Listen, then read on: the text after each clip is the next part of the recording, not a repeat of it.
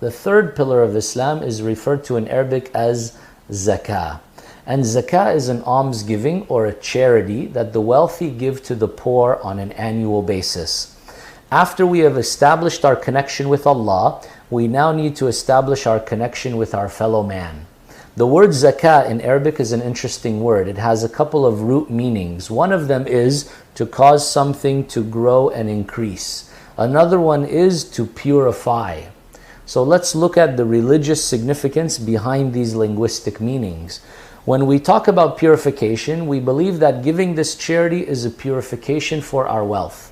If we earn the wealth in a way in which we wronged others, for example, then it's important that we purify our wealth. It also is a purification for the heart and soul, so that the one who is wealthy doesn't feel arrogant and proud.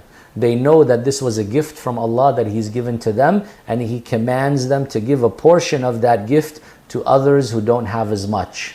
It's important that they feel compassion and mercy to those that are less fortunate, and that they are willing to be generous with them and to help them in their time of needs. Now, the zakah is not like a tax.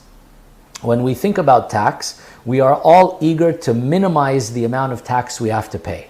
We will go to lawyers and accountants and we will find every way to pay the least amount of taxes possible, and we will find every legal loophole to reduce the amount we have to pay. But when it comes to zakah, the believer gives it willingly, gives it, and they love to round up and to give more, not to round down and to give less. So if we look at that explanation of zakah, we will come to find that Allah subhanahu wa ta'ala has mentioned asnaf. Asnaf are categories of deserving causes or people who will be given that particular zakah. And this is why we say that it's not something that is totally voluntary, but rather it has a compulsory side to it. The minute your wealth exceeds a certain amount, known as nisab, and you've had it for an entire year, these are your savings and certain type of wealth that you've had excess.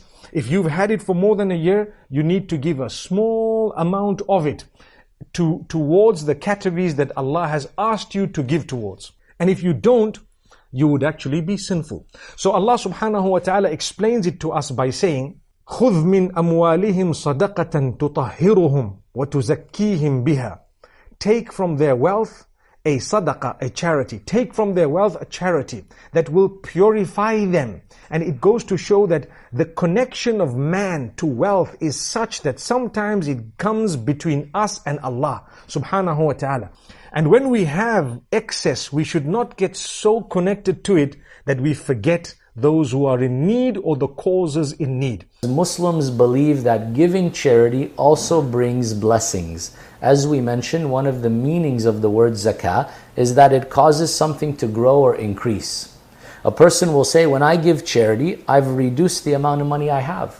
How does it cause something to grow and increase? The reality is we believe that there are blessings, and blessings can cause a little to go a long way. If Allah blesses your wealth, you can do more with it than someone else. Someone who's not blessed in their wealth may be afflicted with calamities that cause them to have financial losses. A person may be missing out on opportunities that could have brought them more financial prosperity. So when a person is generous and gives, the Prophet Muhammad, peace be upon him, said their wealth will not be decreased. And in actuality, it will be increased, because Allah will bless them and will give them more in this life, and more importantly, will give them more in the hereafter.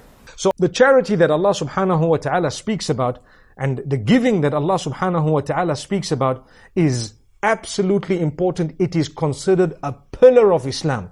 Imagine to take out from your wealth and give to Allah's cause is known as a pillar of Islam. If you do not do that, unfortunately, the whole building comes crashing.